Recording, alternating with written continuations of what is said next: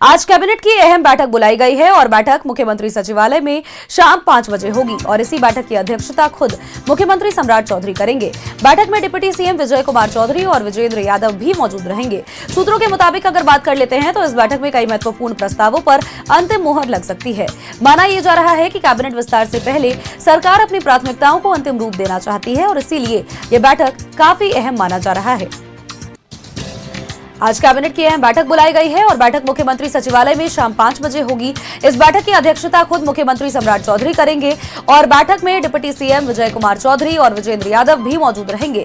सूत्रों के मुताबिक बात करते हैं, इस बैठक में कई महत्वपूर्ण प्रस्तावों पर अंतिम मुहर लग सकती है। माना यह जा रहा है कि कैबिनेट विस्तार से पहले सरकार अपनी प्राथमिकताओं को अंतिम रूप देना चाहती है, इसीलिए यह बैठक काफी अहम माना जा रहा है। खबर निकल करके ये सामने आई है कि कल मंत्रिमंडल का विस्तार होगा और उससे पहले कैबिनेट की यह बैठक कई मायनों में अहम बताई जा रही है। मंत्रिमंडल की इस बैठक में कई महत्वपूर्ण फैसलों पर मुहर लग सकती है। आज शाम को यह बैठक आयोजित की गई है।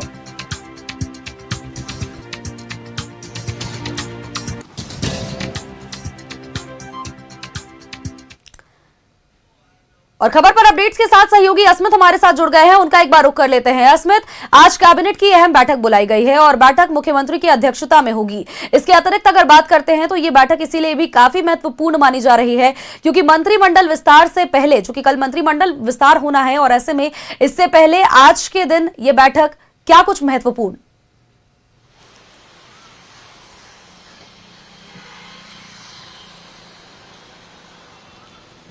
देखिए, बहुत महत्वपूर्ण है। असम में ये बैठक बुलाई गई है सम्राट कैबिनेट की, क्योंकि कुल 3 लोग ही अभी कैबिनेट में हैं। एक तो विजय चौधरी हैं जो बिहार के डिप्टी सीएम हैं, विजेंद्र यादव हैं जो डिप्टी सीएम है, 2 डिप्टी सीएम और खुद मुख्यमंत्री सम्राट चौधरी है। तो आज की कैबिनेट में कई महत्वपूर्ण एजेंडों पर सरकार मुहर लगा सकती है।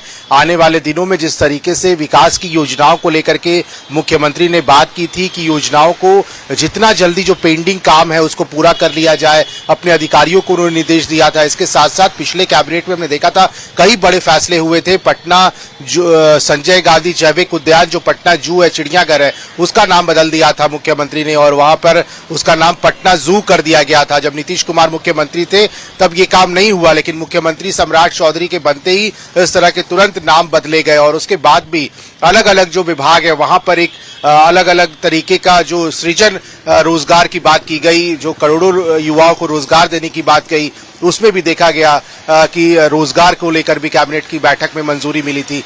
लेकिन आज की बैठक बेहद महत्वपूर्ण है क्योंकि आज जो है कल मंत्रिमंडल का विस्तार भी होना है। उसके एक दिन पहले अगर कैबिनेट की बैठक बुलाई गई है तो बहुत महत्वपूर्ण होगी। और बड़ी खबर हमारे पास ये आ रही है सोनल कि आज देर शाम गृह मंत्री अमित शाह पटना पहुंच रहे हैं और आज सम्राट चौधरी की मुलाकात अमित शाह से भी होगी आज देर रात को। यानी अमित शाह की जिस तरीके की राजनीति होती है वो जब भी कोई बैठक करते हैं तो रात के वक्त ही उनकी बैठक होती है। लिहाजा सम्राट चौधरी बिहार के मुख्यमंत्री आज देर रात उनसे मुलाकात करेंगे और कल के होने वाले कैबिनेट विस्तार पर उनकी अंतिम मुहर लगेगी उस लिस्ट पे और फिर कल कैबिनेट विस्तार होगा और तमाम जो कोटे के बीजेपी के विधायक हैं, पुराने चेहरे हैं, उनको मौका मिल रहा है। जेडीयू अपने सभी मंत्रियों को लगभग रिपीट कर रही है। तो आज के कैबिनेट के फैसले में बहुत नजरें टिकी हैं क्योंकि बहुत महत्वपूर्ण है। कई एजेंडों पर मुहर लगेगी, खास करके विकास की योजनाओं पर फोकस कर रही है सरकार। बिल्कुल। और इसके अतिरिक्त अगर हम बात करते हैं अस्मित, तो सीएम का पद संभालने के बाद लगातार सम्राट चौधरी एक्शन मोड में नजर आए हैं और साथ ही अब उनको अपनी टीम भी मिल जाएगी। अपना मंत्रिमंडल का विस्तार जब उनका होगा तो ऐसे में तैयारियां भी भव्य की गई है।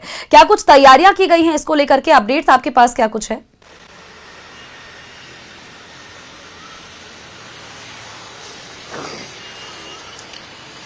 बिल्कुल, देखिए पटना के ऐतिहासिक गांधी मैदान में भव्य मंच तैयार हुआ है और वहीं पर पटना के गांधी मैदान में ही एक हेलीपैड बनाया गया है। कल प्रधानमंत्री जब पटना आएंगे तो वो सबसे पहले पटना एयरपोर्ट चार्टर से आएंगे, वहां उनका चार्टर लैंड करेगा और फिर वहां से वो हेलीकॉप्टर से पटना के गांधी मैदान आएंगे। तो सड़कों पर कोई रोल नहीं है, तो सड़कों को बिल्कुल आम तौर की तरह यातायात बाधित नहीं होगा, आम लोगों को कोई परेशानी का सामना नहीं करना पड़ेगा।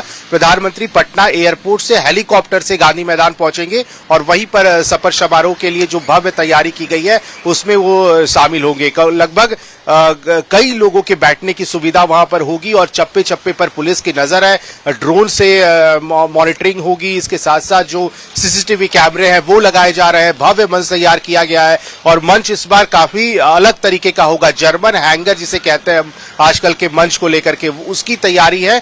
और जिस तरीके से पटना का मौसम बदला हुआ है और लगातार हर दिन रात में बारिश देखने को मिल रही है, उसके मद्देनजर भी मंच ऐसे तैयार किए गए हैं कि कितनी भी बारिश हो इसका असर नहीं पड़ेगा। तो लोग जो बैठेंगे, आम लोग जो बैठेंगे, उनके लिए भी वैसा ही जो जर्मन हैंगर वाला सेट है वो तैयार किया गया है और पुलिस की अतिरिक्त फोर्स कल तैनात की जाएगी। पटना के पूरे गांधी मैदान के इलाके में नो एंट्री होगा, वहां पर किसी को भी आने की अनुमति नहीं होगी, क्योंकि प्रधानमंत्री के साथ गृह मंत्री अमित शाह जो आज देर रात पटना पहुंच जाएंगे, इनके साथ साथ और जो बीजेपी के राष्ट्रीय अध्यक्ष नितिन नवीन, हमारे पास खबर यह भी है कि रक्षा मंत्री राजनाथ सिंह भी आ सकते हैं कल शपथ समारोह में। हालांकि कोई कंफर्मेशन नहीं है, तो लगभग पूरी तैयारी हो गई है।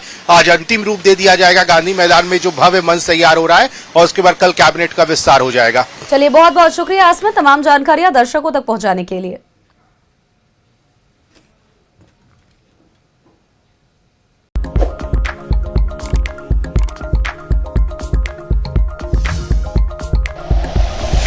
Like and share videos, subscribe करें हमारा चैनल और प्रेस करें बेल आइकॉन। न्यूज़ 11 भारत, सच है तो दिखेगा।